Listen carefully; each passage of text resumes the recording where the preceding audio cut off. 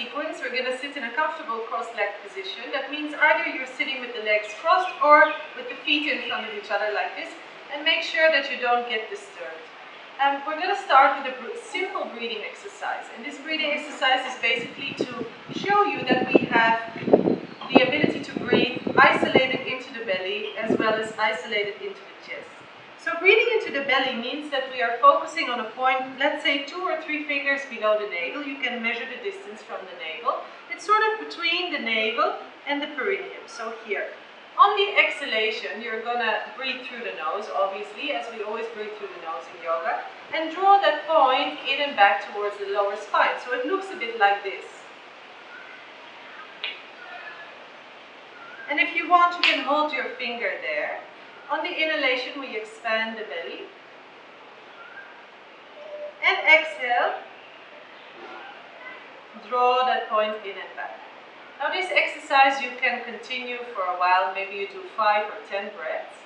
And then once you finish, you move the attention upwards and focus on a point, let's say 2 fingers below the diaphragm, so where the ribs meet, here. On the exhalation, we're going to draw that point in and back, so move the ribs towards each other. And on the inhalation, we see that we can expand the chest. So directing the breath up into the chest, widening the rib cage. Exhale.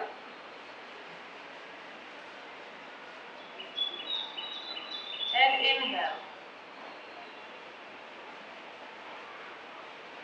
Exhale again. And again, you can continue like this for a while. Now, another way to do this is lying down on the back. So if you feel that this is too uncomfortable, it's not pleasant for you, or you don't feel that you can do this properly, you can do it lying on the back, breathing into the belly first, and then breathing into the chest. Alright, so after finishing our breathing exercises, we come and lie on the back, we remove the bolster, and just come and lie in a comfortable position, bending the knees, and first you can hug the knees into the chest. Now from here you want to extend the right leg down, so make the leg long, keep the left knee in a 90-degree angle, extend the left arm, and twist over to the right. So we do a nice gentle twist for the spine, just to warm up the body, I would say. And we do the same on the other side. So extending the left leg, bending the right knee, and twisting over to the other side.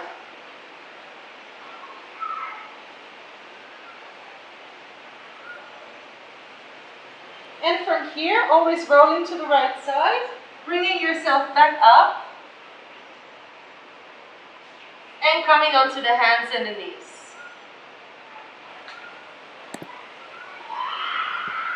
So from here you want to round the spine, stick out the tongue. Inhale, open the chest.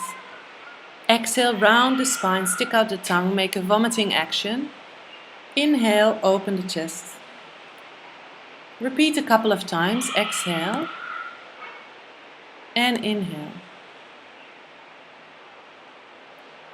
From here we bring the knees wide to the outsides of the mat, big toes together. You sink the buttocks back onto the heels and you elongate the spine or lengthen the spine forward, dropping the head on the floor.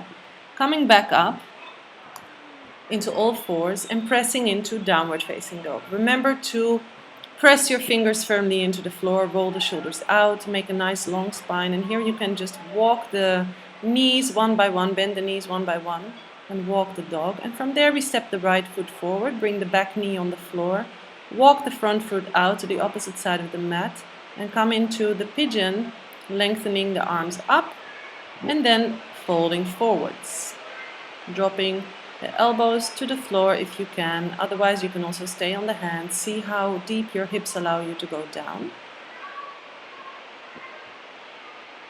From here you press back into downward facing dog. And then we do the other side. So step the left foot forward, back knee on the floor, walk the foot out to the opposite side of the mat. Inhale, lift up, lift the pelvic floor. Exhale, fold forward. Onto the elbows, relax the shoulders. From here we press back to Adho Mukha Svanasana, downward facing dog, and then you can slowly walk the feet forward towards the hands on the hips, and come to a standing position with a nice long spine.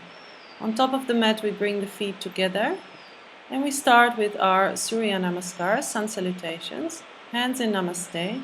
Inhale, lift the arms. Exhale, fold forward. Inhale, look forward and up. Exhale, place the hands, step the left foot back. Look up, right foot back. From here, knees on the floor, chest through the arms. Exhale, press back into downward facing dog. Take 5 deep long breaths here.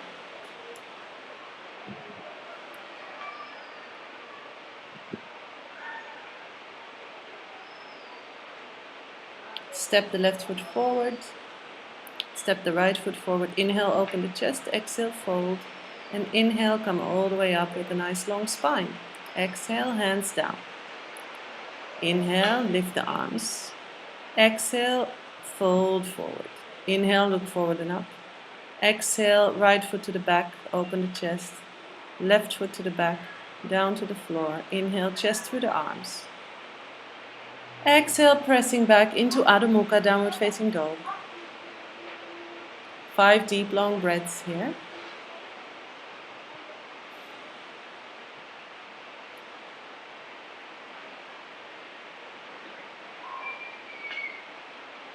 Stepping the right foot forward. Stepping the left foot forward, fold forward. Come all the way up. Inhale, arms up. Exhale, fold forward. Inhale, all the way up. Exhale, jumping back now. Coming down to the floor. Inhale, chest through the arms.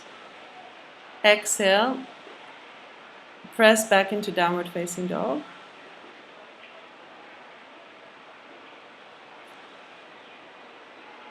Five breaths in downward facing dog.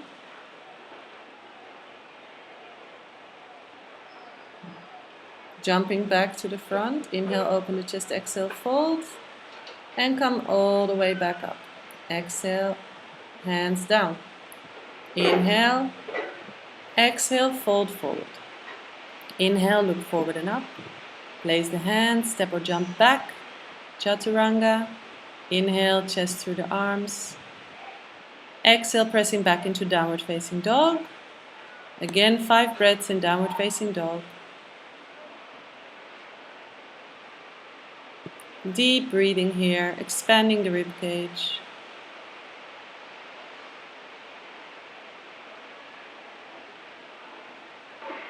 Bend the knees, slowly come forward.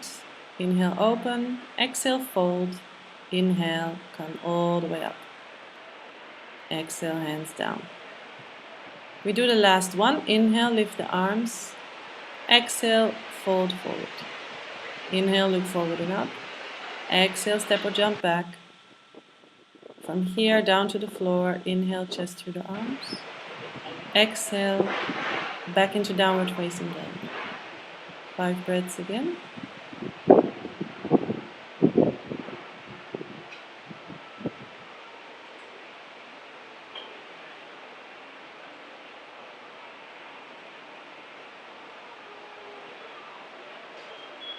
And from here, bring the knees down to the floor and come into a sitting position. Alright, so after doing a couple of sun salutations, and basically it's up to you how many you want to do, either it's 5 or 10, or if you're going for a real workout, you can do 20. We're going to the floor to do a couple of sitting poses, which are mostly useful for lengthening the back of the legs and straightening out the back. So we're going to use the bolster. For most people, I would say the bolster is very useful because it really helps us to give a little bit of an extra lift and push, I would say. So we're sitting on the bolster and we're lengthening the legs forward like this. Really make sure that you're sort of sliding forward. So there's a slight forward rotation in the pelvis, and the pubic bone is moving towards the floor. Sitting bones are moving back. And this will really help you to straighten out the back. And then for those who have really short hamstrings, we can use the belt. So belt goes around the toes. You straighten out the arms and you sit up really nice and tall here. And then really feel the muscles along your spine lifting you up. From here, and make sure that the feet are pressing, so the heels are pressing away and the toes are pulling up, nice flexed feet. From here, you can slowly start moving forward and down. And the aim of this pose, Paschimottanasana, which is a forward bend, is that the sternum, the breastbone, is moving towards the feet or towards the toes. So you're not so much concerned with bringing the head down, but more with straightening out the spine and coming forward. Now, if you have that length, eventually you can come all the way down. But again, in Paschimottanasana, we're trying to minimize the curve on the spine. So you can stay here for a couple of breaths. Use the breath also to come deeper into the poses, because sometimes it might feel difficult or tight or all these things. But you use really the breath to move you deeper and more comfortable. And from here, we're going to Upavista Konasana, which is a forward bend with the legs wide. So bringing the legs wide.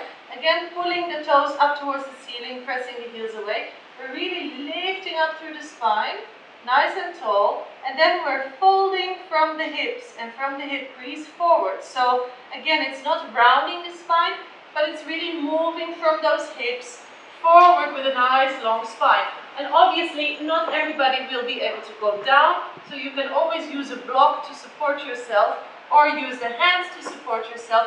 And if you have a lot of flexibility and you've been doing yoga for a long time, you can come all the way down and either, again, use a block to support your head,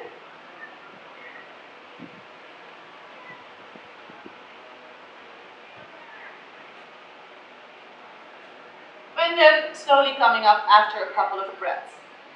Then we bring the legs together, and from here we're going to Baddha Konasana, which is the butterfly, either on the floor or sitting on the bolster, whatever helps you to keep your spine straight, basically. We're bringing the feet together, opening the soles of the feet like a book. And here you want to really lengthen out the spine, dig the sitting bones into the floor, bring the knees down to the floor as much as possible, and lengthen the spine upwards. So you will feel a nice big stretch here on the groins, I'm sure. And then from there you can slowly come forward. And see how far forward you actually can come. You can push a little bit with the elbows onto the legs, inner legs.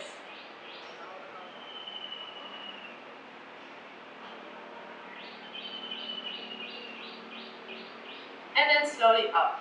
So these are our 3 basic floor poses. So after doing these poses on the floor, we're basically ready to go into relaxation or do an active relaxation in an inverted posture. So let's take our mats to the wall. Okay, so we placed our mats on the wall here, and we're going to do a pose which is amazing for rejuvenating the body and giving the body some energy. It's called Viparita Karani, and it's really a very famous pose. Every yogi knows about it, and every yogic scripture writes about it. So we're going to place our bolster slightly away from the wall. If you have back problems, if you don't have the ability to curve your back the way that you do when you're on this pillow, you might want to use a towel which is folded and a little bit lower, or you can go straight against the wall. However, it's useful to have something to lift your hips up slightly. And so we're going to sit on the side of the pillow and lift the legs up towards the wall here. And you want to try and drop the pelvis in between the bolster and the wall. And then here, either your palms face up like this, or the palms go over the head.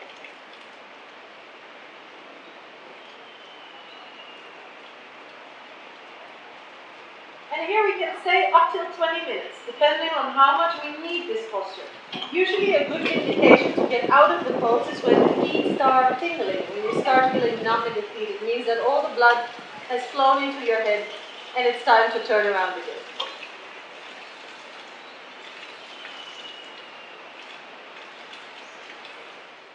So if there is a day where you don't feel like going up against the wall and you need a bit of a variation, we can do another nice supported relaxation pose, and we do that pose with the bolster. Again, if you don't have a bolster at home, you can use a towel and you fold or roll it in the legs so that it sort of becomes this shape. Yeah? You're going to sit in front of the bolster. The sacrum is just touching, so you're not sitting on top. And then we're going to place the feet together in Baddha Konasana like this. You place the hands behind you. You slightly lift the pelvis and rotate the pubic bone towards you. And then here, you can lie down, palms facing upwards, shoulders away from the ears.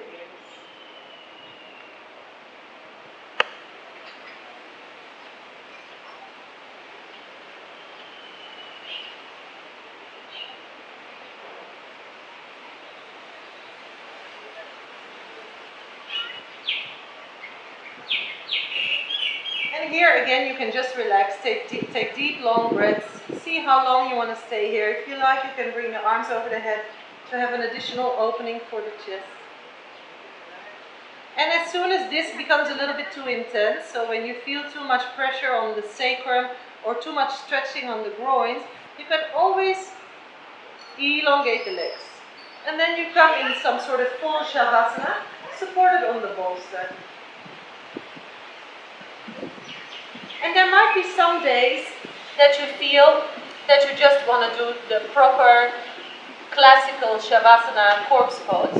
So that means lying down on your mat, palms facing upwards, shoulders away from the ears, nice long body, feet flopping out, back of the head heavy, and you just relax here.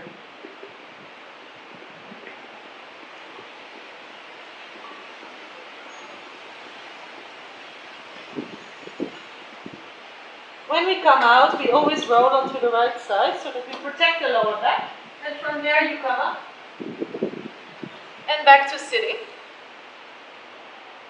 Feeling all happy and relaxed. Now, this is a very basic sequence. I've designed this sequence especially for people who are new to yoga, who don't have much time, who just want to practice a couple of poses in the morning. My teacher always said that it's better to be very consistent and practice 10 minutes a day than it is to do 1.5 or 2 hours on the weekend and the rest of the week nothing. So I recommend you to practice this sequence on a daily basis. Again, it's available on my website, on the homepage. You can download it there for free. And I will put the link below this video. I hope you enjoyed, and I wish you the best of luck in continuing your yogic journey. All the best, and namaste.